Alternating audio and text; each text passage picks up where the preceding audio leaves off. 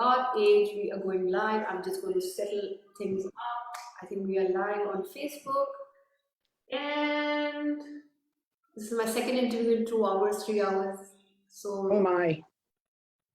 no, there'll be 3 on Tuesday. I have lined up 3 on Tuesday, so that'll be amazing. I hope Facebook doesn't shut me for that. Okay. So I have to tell you, I'm usually on the other side asking the questions. I'm never on this side, so I'm a little nervous. Welcome, don't be. You're an inspiration. So I think my Facebook is set. If it happens, I'll fix it.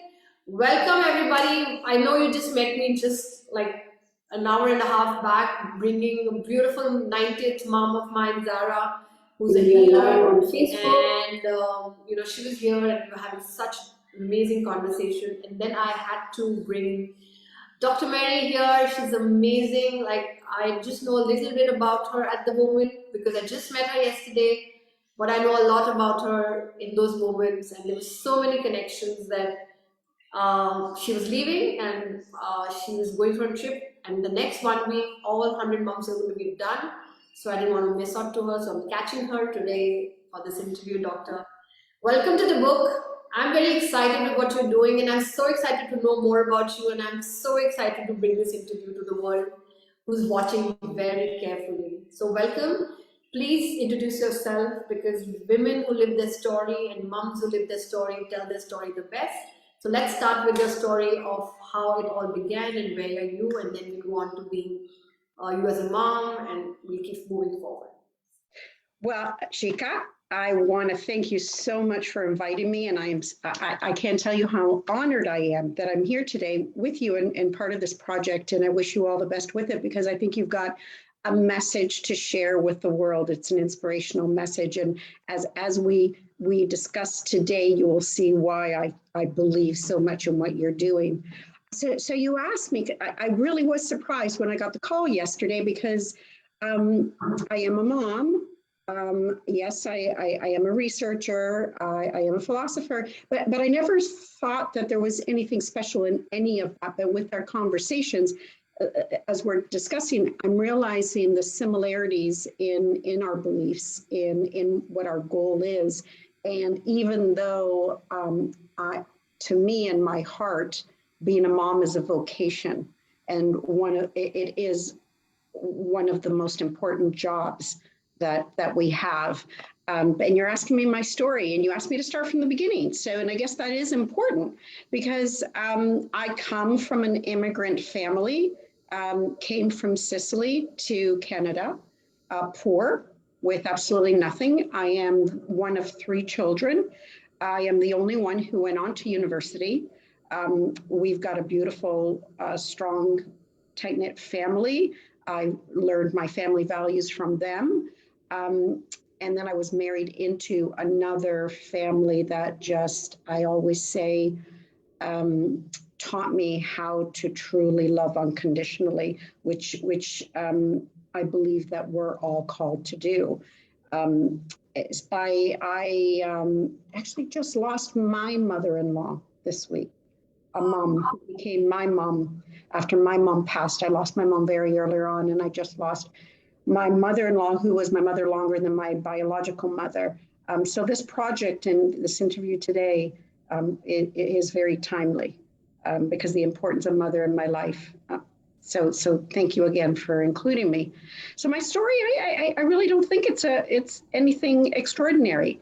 I was raised by this Italian father and mother, and our goal was to get out of poverty, to become something.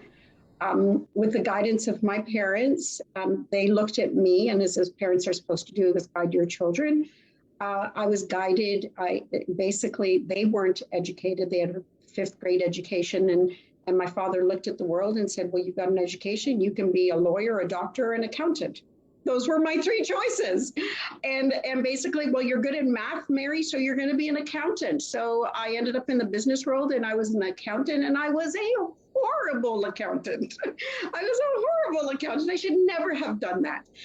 But it's part of my story now, and I talk about it when I speak, because I've learned now that had I honestly been in tune with who I really was born to be, I would never have gone that route. But like with everything else, as the discussion you said with the tragedy you just had with your son, that accident, it always leads to something else. And my life in the business world taught me a lot, and it has served me well in my later years.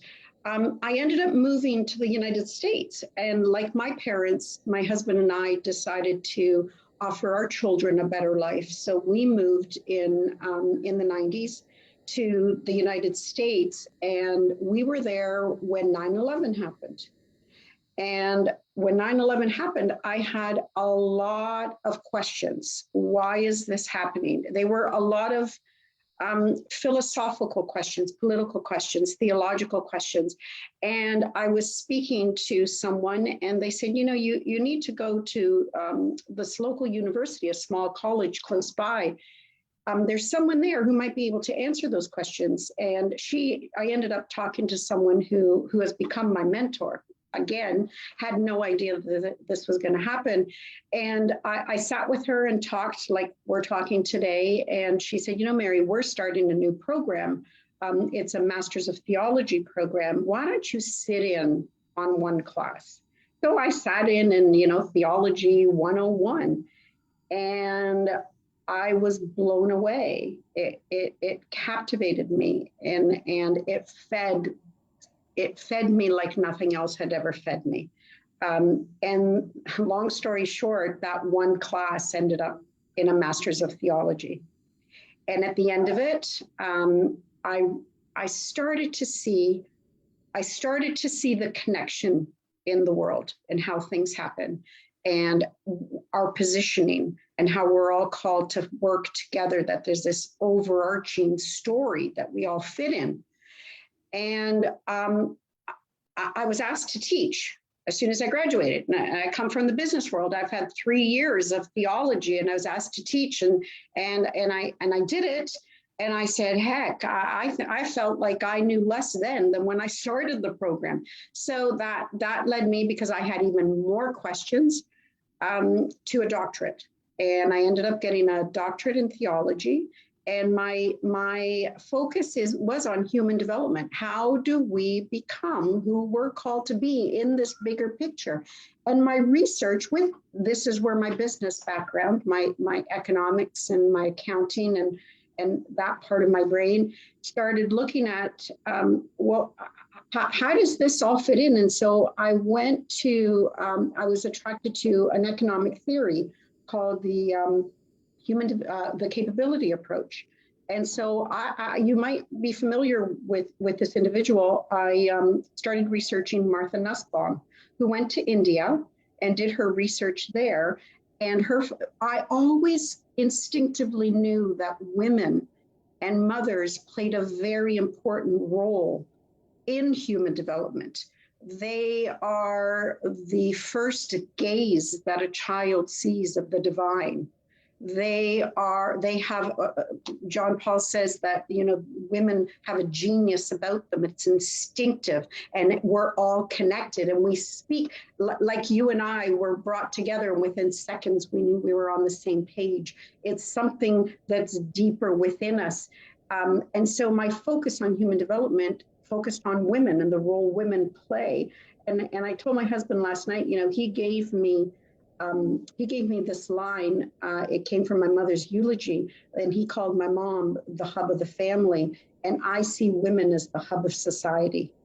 And they are what holds our society together. And mothers are so important in that, because we are given the role of helping to develop good human beings. We are invited into this story to participate with the divine into helping to create these individuals. So my research focused on the role of women and mothers. As my research, what I chose to do is a actual practical philosophical and theological project. And I joined a nonprofit volunteering in 2002. which was a respite program for mothers and it was low-income mothers. And the reason I actually chose mothers was because mothers and women, when you're looking in poverty, they are what we call the marginalized of the marginalized. They will always put themselves behind their children, their husbands. It's just instinctive in us to take care of people, and we're very nurturing. And so in the capability approach, it looks at, if you develop a society that can take care of the mothers, everyone's covered. So my research was there, and I joined this organization as an actual testing of how I can bring in this big overarching capability approach into a small community.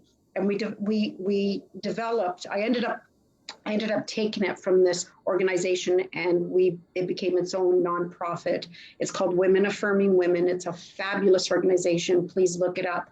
And it gives breaks. It gives respites, 4 days for mothers, because I don't know about you, how many times I felt like I was drowning. And I just, once you get that little break, you can come back and be that beautiful, nurturing mother again. But you need to take care of yourself. If you aren't healthy and happy and grounded, you can't be a good mother and nurturer. So we offer a 4-day program.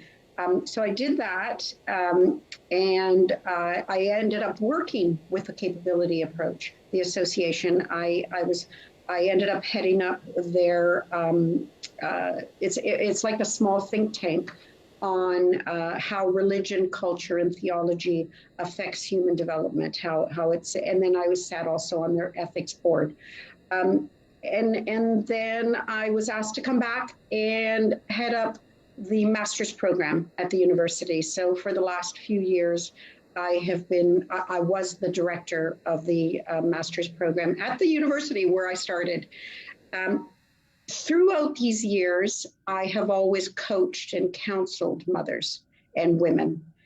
And I started, like we're talking, I started seeing the connections in the different disciplines that spoke to who we're supposed to become from different perspectives, philosophically, psychologically, medically.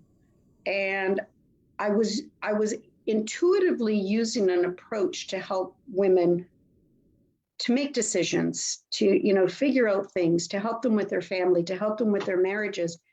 But I started seeing that there was a pattern. And so over the last 5 years, my research has leaned towards developing what's called the method of transformation. And the method of transformation takes all these disciplines and in a systematic way from start to finish helps you to understand, are you living in this right story, and how do we figure out what your purpose is? And last night, I told my family that you invited me to this, and I said, I am not sure why Shika is inviting me, because I don't know what I can contribute. And I said, what am I supposed to say? What makes me different as a mom? And two of my, well, they all came back, and one said, Mom, just be you. And I think that's so key, authenticity as moms of, we have it.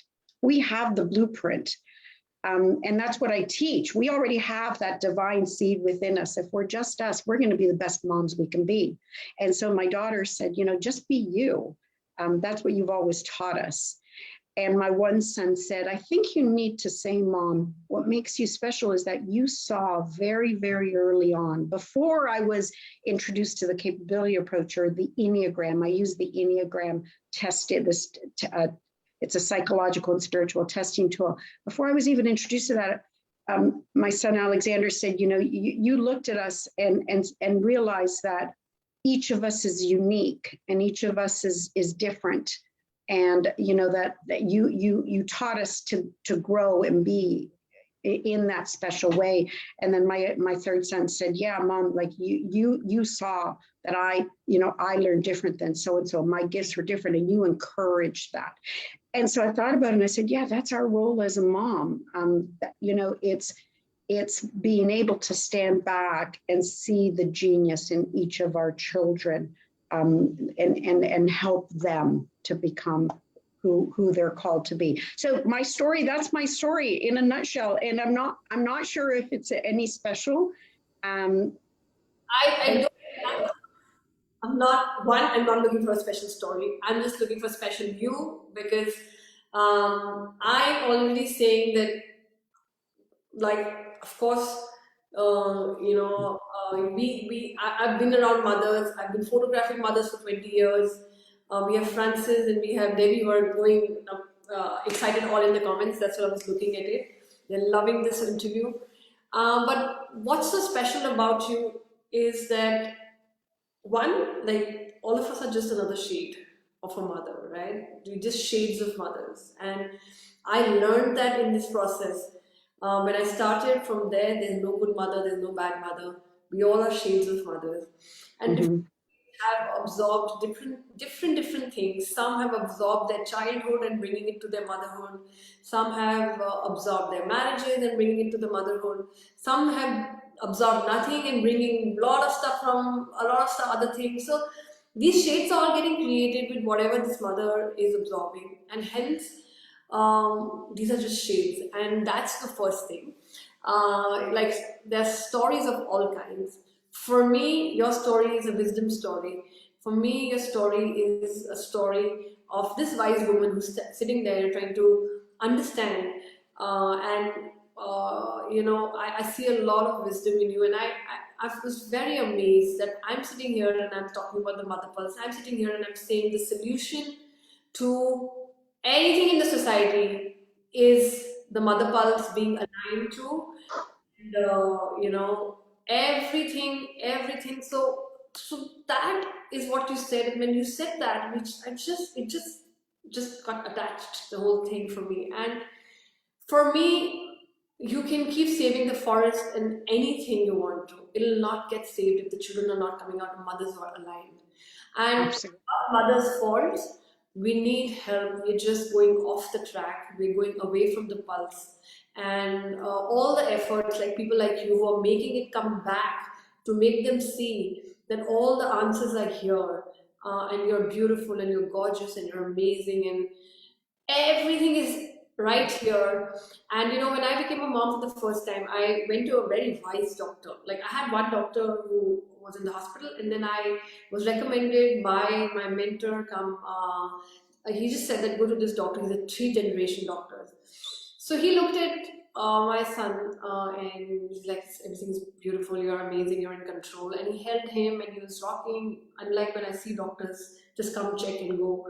And then he just told me while giving the child to me, saying, remember that the day you become a mom, that's the day her whole encyclopedia is downloaded inside of you. You don't need anyone to tell you what to do. You don't That's even right. need to tell you what to do. You will exactly know what to do if you listen to that encyclopedia. And then he looked at my Yeah. husband. He said, do you know what? Even you have it. But just because men think they don't, is the day you become the parent, and the mother gets it first. She gets the download. She just has to know the download. And there were times when I was raising my child when I knew there was nothing wrong, when everybody around me told me, go to the doctor, this is not okay, this is not fine. And I never went and everything was okay. And there were times when everybody said, there's nothing wrong, we're just getting upset. And I knew there was like my son had a bronchial attack, and doctor said, good, you got him for this thing right there, the older one. And he's like, if you would have not brought him, they would have. And I could hear, like, I was so tuned with the hearing of the breath that in the middle of the night, he was just 5 months old, I could hear the breath going in a very odd way. Nobody had to tell me Yeah. that there's something wrong in that breathing. It's not cold, it's not cough, it's something else. And he was getting an infection in his lungs at that time. So when I was introduced with that, and and then you have to fight the society all the time. You have to keep standing and saying, because we all judge mothers, workaholic mother, over obsessed mother, protective mother. They're just labels and labels and labels given to moms.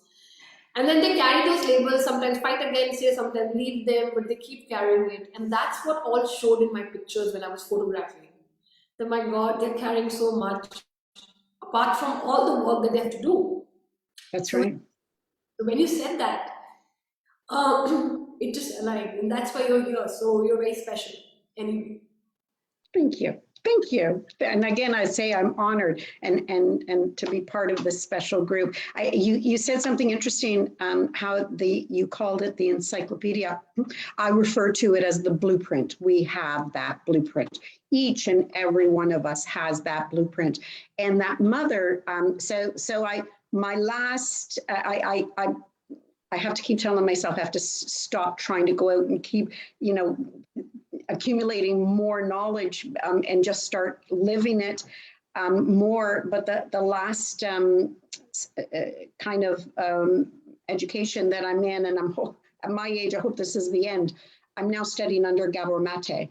And Gabor Mate says that one of the reasons that that mothers and the connection is that the brain cell of the mother is in the embryo and they share the same cells with the child. So there is that connection between that child when they're born and the mother, and the healing process when the child's sick or the mother's sick, they help each other. And then what is absolutely amazing, the embryo, the egg that was in the female child is then the grandchild. So the grandchild shares part of the brain cell with the grandmother. So to me, that is mind blowing when I heard that from a medical perspective. What you and I are talking intuitively that we know, medically, he's telling me why this is happening. And my world just goes. It is mind blowing, totally. And when you said that, I had a Sufi singer. Sufis are Yes. spiritual. So she's a doctor, and she is actually she deals. Why am I forgetting such a common name of the doctor? Physiotherapist. She's a physiotherapist, and I had decided. I discovered her while I was a photographer. There was a back injury. I discovered her, and I looked at her. I'm like, "There's a poet in you." And she had smiled, and she was like, "Yeah." She was just working on me, and she was like, "Okay." And then after 3 sittings, she had just clipped in a CD to me, and I put it in my car at that time. And I'm talking about a good 10 years back, and I just clipped the CD, and I just heard this Sufi like, what is this? I called her, and I'm like, because she speaks very softly like that. So, and I'm like, Sapna, is that you in the voice? Because this is very, expanded voice. And she's like, yeah, that's me. I'm a singer. I brought her in as a mom because she mothers her. Mm. She brings that Sufism in her being a doctor. And I brought her, and then she said, and I was like, you know what? My son was asking me one day, how do you know what I'm doing? He's 8 years old, the older one. He's like, how do you know? I'm like, mothers know it. And Mhm. she stopped me and she said, even they know it. What's happening to you? We think we know what's happening to you. They What's know. them or what they're up to? Even they know what they're up to. That's And right. And then I've heard these interviews and I've heard them about the children and mothers say, I don't know what happened. Suddenly he said this. Kids just don't know and they can't express what they're feeling, but they feel and they reach out to their mom at the right time and do something to ease it out, sometimes with words, sometimes with their actions, sometimes with some story happening. So even the child knows, and the connection you're talking about is what she told me. She's like, they can see you struggling, they can see you happy, they can see, and that's what we keep talking about. It trickles down when they see us. And she's like, that's how today my son sees me and he discusses with me at 8, who's your next mom? And when I tell him, you know what, just one more hour, I'm reaching 91st, I can see that he is equally, he's like, okay, go on, it's already, I understand it, versus what I want or whatever. So at 8, he's absorbing. And he told me, when I told you my son got burnt, the 2-year-old, and he came to me and he said, and I said, I don't know, how will I go with the interview? He heard me and he stopped and he said, you're almost there. You're 75 months done. You're just there. The connection you're talking about, we feel that it's one-sided sometimes, but it is happening. It's No, happening. It's just that it's yeah, it's reciprocated. It's reciprocated. And like I said, instinctively we know it and we see it. But to hear a medical doctor who has proven it scientifically, who can tell us scientifically, just for me, it gives me confirmation. And I don't know, do we need confirmation as Shika, as moms? No, we don't. We shouldn't, should we? that's what I'm saying. That when I was telling about the mother pulse, and I told you that it is an ancient pulse, and we're the keepers of that pulse. Because started talking so much stuff like that, these breakthroughs were happening in these interviews. I stopped talking like that because people will just run away. But I know Oh, I you shouldn't. You shouldn't. mother pulse. I feel that I know. I don't need outer validation. I know my child, what they need. And Mhm. you know, that's why it comes down to taking care of myself, because if I have to tune myself to that, so that I don't need outer validation, I need to take care of myself. Otherwise, the noise of the trauma, the noise of what we are carrying, the noise of what's happening Yeah. around us surrounds us while we are raising children, that we just get all confused and jumbled up. And this COVID has brought another kind of, there is no space to think because children are doing online. India's second year of online classes. It's not few Yeah. weeks, years of online classes. And you see your children, struggling in, like, there's so much happening.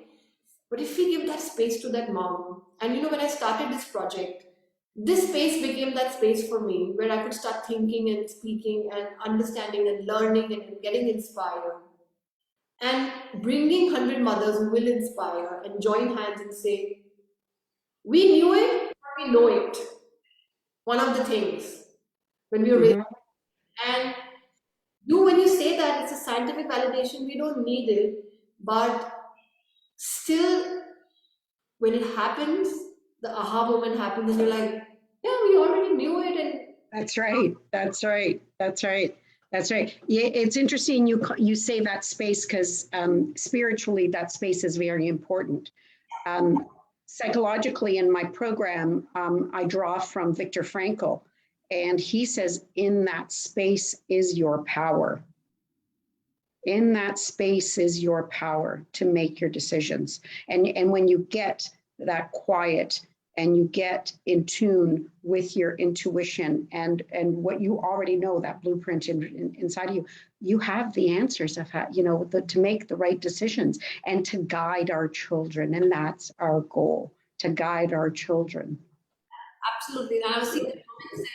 Here is Francis saying, we are told we need confirmation, and I think that makes us question ourselves. Me time is much needed, Anjana saying, Debbie is here as well.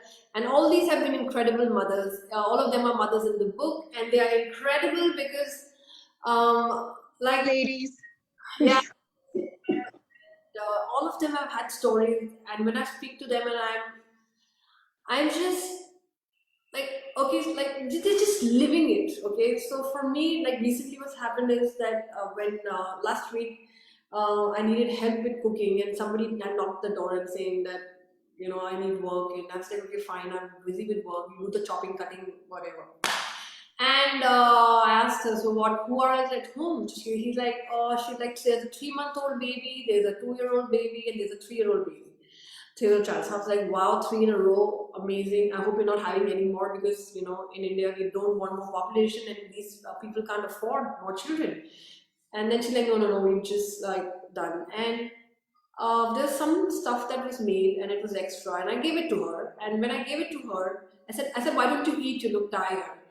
Because her husband had lost the job during COVID. And she's like, no, I'll keep it for my children. I knew, See? I knew See? that she was hungry. I knew Yeah. that she needed food, but because there's no money, she quietly slipped it. And now she brings a box, like for 7 days, she's been bringing a box. Because I told her, you bring a box rather than taking takeaways and all that, just bring a box, whatever we can. So I try to fill it up, keeping her children in mind.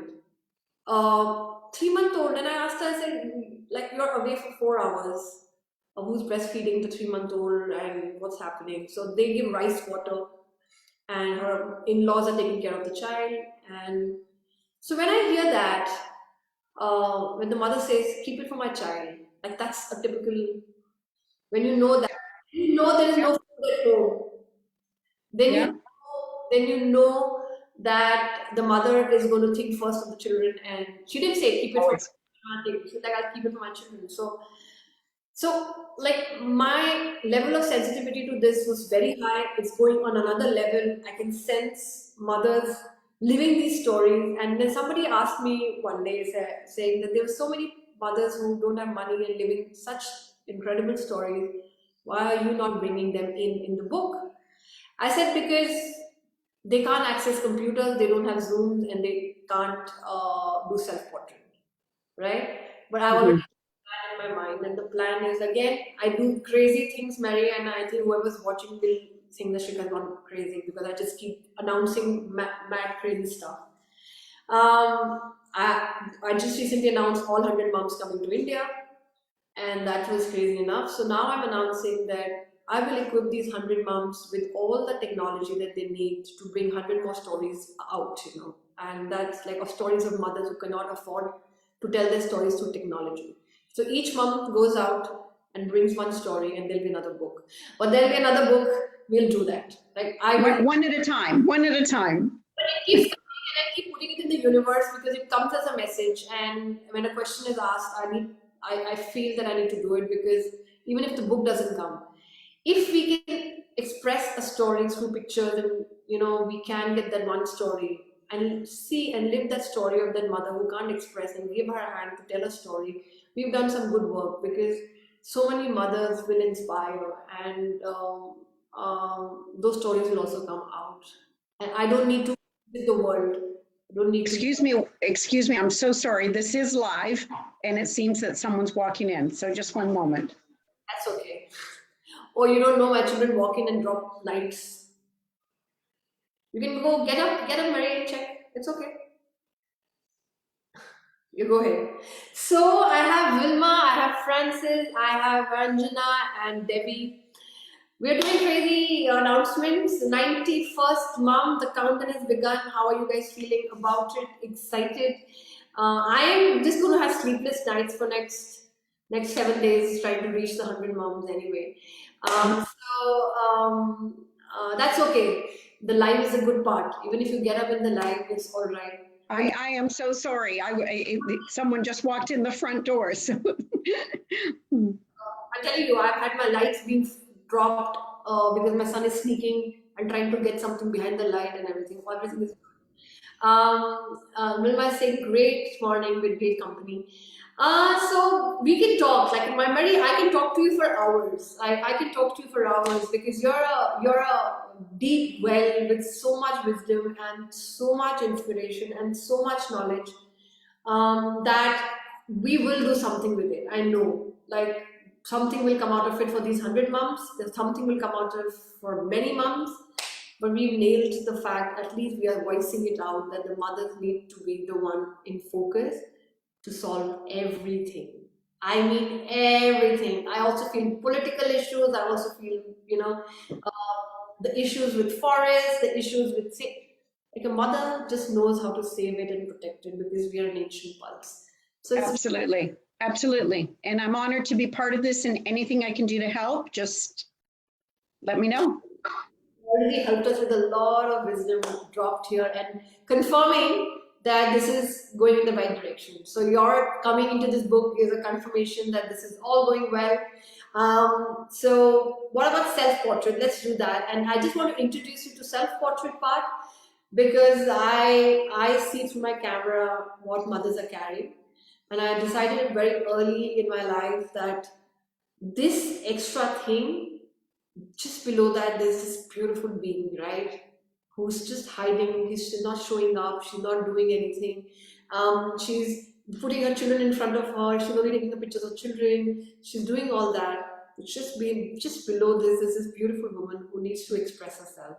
And that's why the only condition of the book was every mother will do a self-portrait and a story, not just a photo. It'll be a story told through self-portrait. it that this is my story, and there's all the support there in the groups to do that. So don't get scared of the how.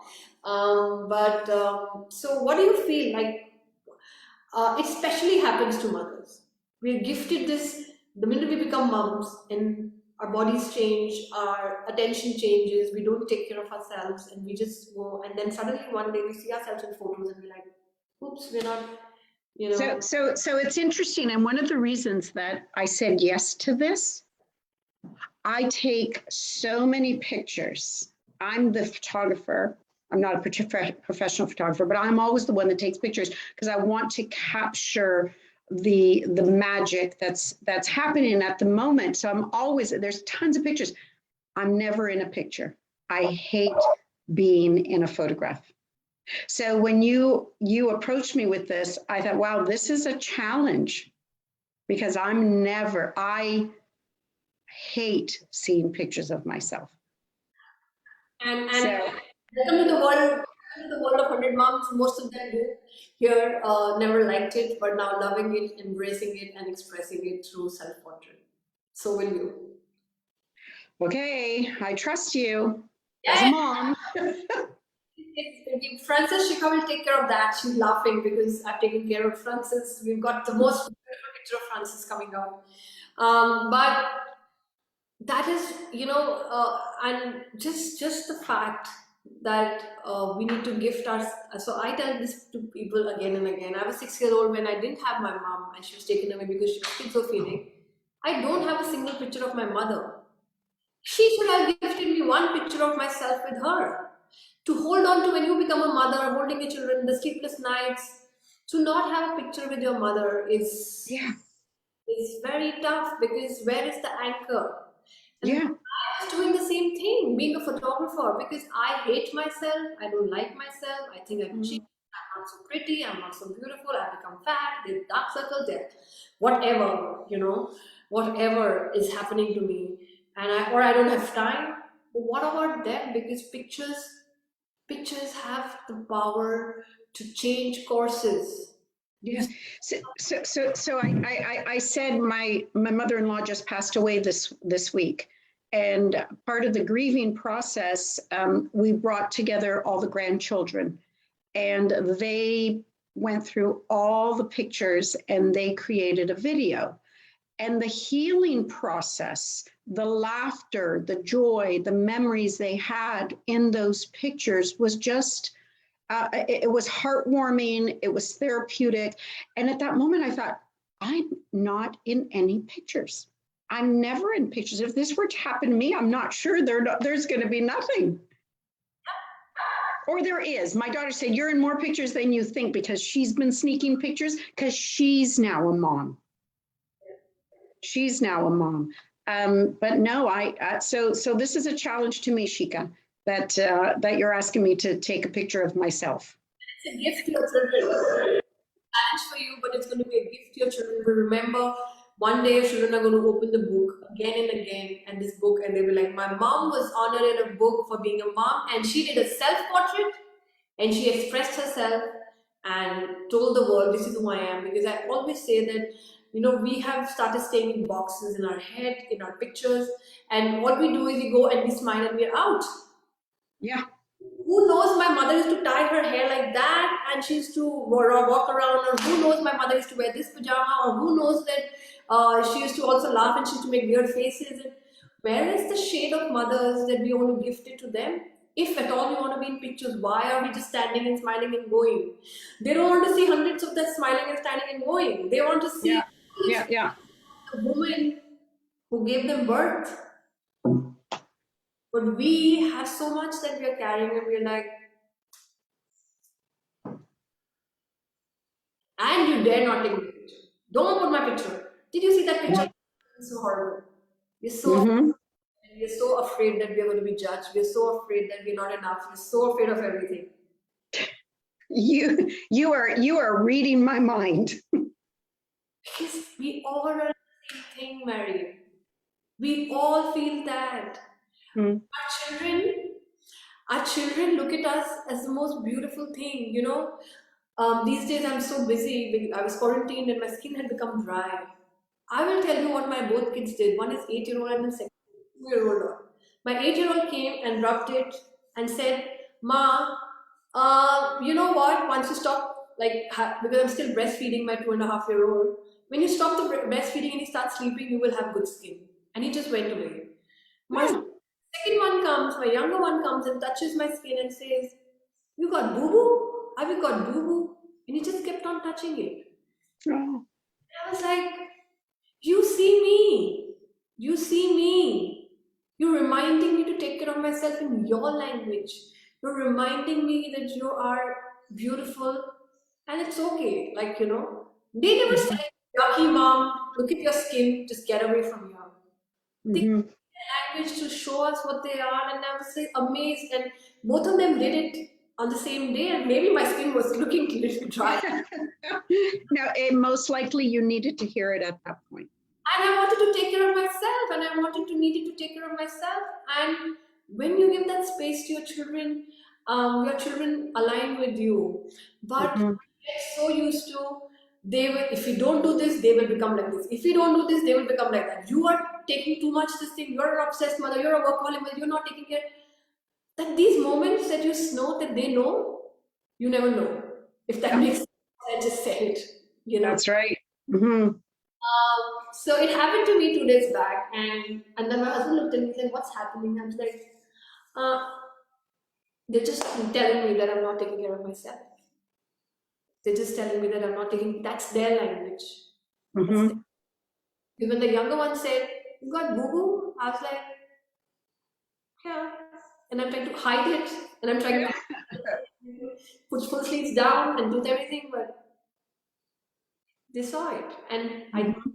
everybody has that moment. So what I'm saying is that we're going to break this. These 100 moms are going to express themselves in the portraits, and going to these 100 families are going to celebrate them for generations. I'm saying that this book will come out like a thing passed on, like Harry Potter.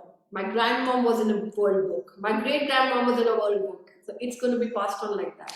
That's the quality I'm looking at, and we're all going to work hard to bring that quality out. Mary, you're beautiful and you're amazing, and I'm so glad. Thank you. As are you. I'm so glad to meet you. So let's end the interview with this book is called 100 Self Portrait, 100 Dreams. And what is Mary's dream? What is my dream? Oh my goodness. I guess my dream is my prayer. And I have a personal one and a larger picture dream. So my dream always in my prayer is for my children to really become all that they're called to be, to live in love and find that love that we're all invited to participate in, and to be able to provide for themselves and their family using the gifts that our Creator has given them. That is my daily prayer. That is a very personal thing I just shared with you, but that is my daily prayer. Um, Overall picture, when you ask what do I want to dedicate my life to, is on a larger. I think I just read it to you because I was asked as my final slide in this presentation that I have to this week. They said, "Mary, in a nutshell, what do you want to say that you do?" And I said, I said, I want people to understand that your mission as life is to know who you were born to be. Your purpose in life is to live it. And my dream is to be able to help people to figure that out. Yeah, I'm sure you already helped many, Mary. I can see it. I can feel you already helped many. And we needed a mom like you to hold many moms. Like there are almost 100 moms here, and you'll get to meet them and be with them in the book and celebrate motherhood. I can talk to you for hours spontaneously, and I knew it yesterday when you spoke to me. And we will bring this out that you don't need this outer validation. You have the pulse. We'll do whatever we can together, maybe through this book, that we can, to make everybody believe that you are in control and you know it, and it's Every all single, yeah. Every single one of us. If we could just tap into that blueprint within each and every one of us, and that blueprint comes from a larger blueprint that we all share together, which you call the mother pulse. The mother pulse. That's what I'm going to call it from here on in. And I'm going to say, Shika named that the mother pulse. Not on me. It came as an ancient pulse word first. There's an ancient pulse. You're a keeper of an ancient pulse as a mom. And then a dinosaur came to me because my son loves dinosaurs. I'm like, even the dinosaur had that pulse. Even that dinosaur is saving the child. Like, the dinosaur is trying to save the eggs and the child and whatever's happening, predators and everything. It's always the mother trying to protect, like, in everywhere. So, can you imagine if the dinosaur, why are we losing it today? And that's why this whole earth is shaking ups and down because You're absolutely right. We've got to bring it back. Start by bringing notice to it, start by having open conversations about it, start by expressing visually because visuals speak a lot of things.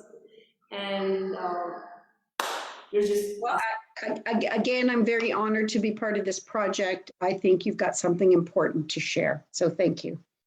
Thank you, Mary. Thank you, Mary. And everybody is like blowing up the chat here. Francis, Vilma, and everybody is joining hands with us because the countdown has begun, 91, and I have some incredible moms coming in. I don't think interviews are going to end, but we will end at 100 moms for the 100 pages of the book. But lots of stuff is coming, and it's all coming once we finish the 100 moms. So stay tuned, and thank you so much for giving me this time and accepting to be part of this book. Thank you so much. Thank you. Thank you. And I look forward to hearing from you. Yes. Bye, everyone. Don't go off. I'm just going off live and then I'll say bye-bye to you in person. Okay. Hi, Vilma, Francis, Anjana, and Debbie. Thank you for watching it and thank you for all your hearts. And I'm going to read the comments later and see what you all have to say.